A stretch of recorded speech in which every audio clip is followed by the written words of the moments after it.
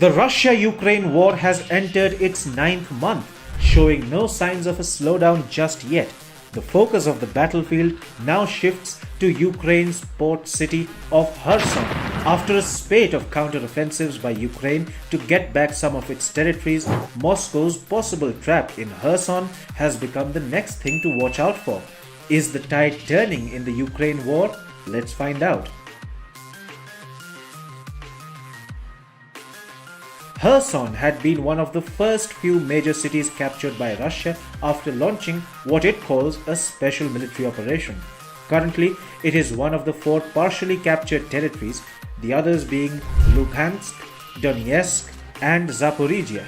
Now, in recent days, Moscow reportedly completed the evacuation of around 70,000 civilians and retreated its forces from Kherson to brace itself for a Ukrainian counteroffensive.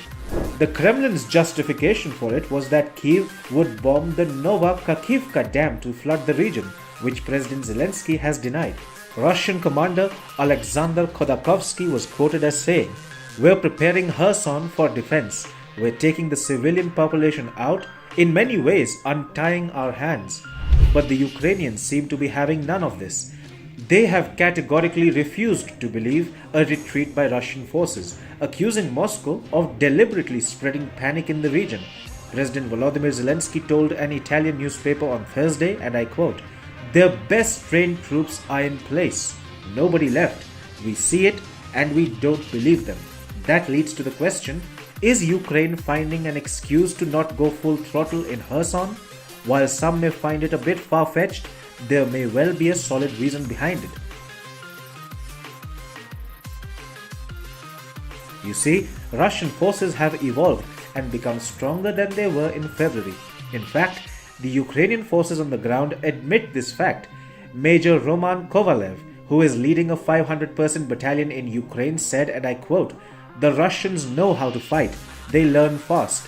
They're not the same forces as they were in the spring. It is hard to fight them." Especially after Ukraine's pushback in Kharkiv, it became clear that the Ukrainians have a numerical advantage over Russia. Not anymore. Vladimir Putin's fresh bid to have reserve forces at the front line meant Moscow covered any and every loophole in terms of manpower. Underestimating Moscow's prowess currently would be disastrous for Ukraine. The Kremlin, as a result, claims it has thwarted counteroffensives. A News 18 report quoted a close confidant of Putin as saying, "The Ukrainians tried a counteroffensive. It was stopped. Our side is beginning to advance again in the center, while expecting yet another Ukrainian attempt in the south."